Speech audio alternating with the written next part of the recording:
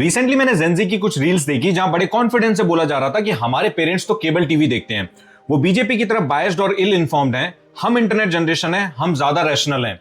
हमारे जो भी पेरेंट्स हैं और ग्रैंड पेरेंट्स हैं उनको एटलीस्ट 20 साल से केबल टीवी की आदत है और उनको आदत ये भी है कि केबल टीवी में जो आता है वो सच है।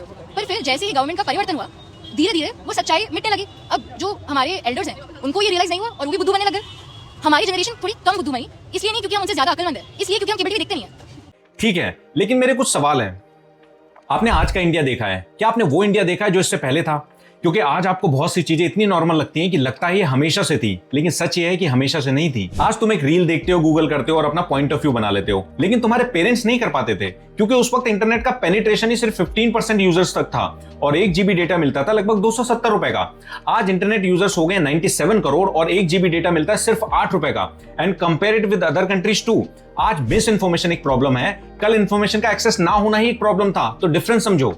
आज तुम अपने काउच पर बैठे बैठे 2 क्लिक में यूपीआई से पैसे ट्रांसफर कर देते हो, लेकिन क्या तुमने वो टाइम देखा है जब अपने ही पैसे और चेकबुक निकालने के लिए बैंक के चक्कर लगाने पड़ते थे और जो एटीएम कार्ड यूज करते थे उनके लिए उसके चार्जेस एक बहुत बड़ा कंसर्न होता था?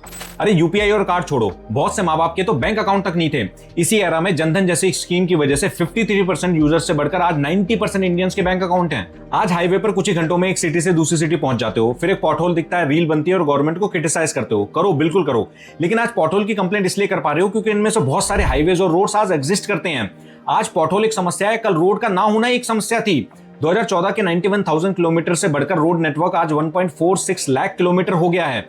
और हाईवेज छोड़ो, अपने पेरेंट्स से जाकर रूरल कनेक्टिविटी की सच्चाई पूछ लो।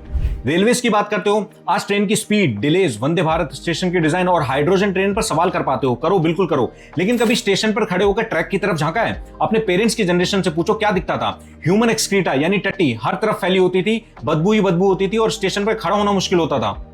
आज बेसिक सफाई एक्सपेक्टेड है, उस वक्त एक्सपेक्टेशन ही एग्जिस्ट नहीं करती थी।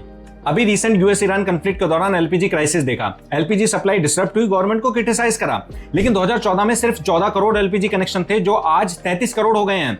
आज प्रॉब्लम यह है कि फैसिलिटी डिसरप्ट हो गई, कल प्रॉब्लम यह थी कि फैसिलिटी थी नहीं, यानी कि तुम्हारे पेरेंट्स की जनरेशन वॉर टाइम हो या पीस टाइम सेम आंसू हो रही थी।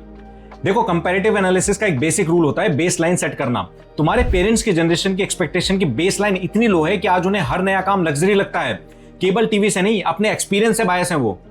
आज की प्रॉब्लम्स को क्रिटिसाइज करो, लेकिन कल की बेसलाइन भी तो जानो। तो अगली बार अपने पेरेंट्स को इल इन्फॉर्म मानने से पहले एक सवाल जरूर पूछना कि आपने वो इंडिया कैसा देखा था जो मैंने पहले कभी देखा ही नहीं। Because you can simply Google history but you can't Google living experience.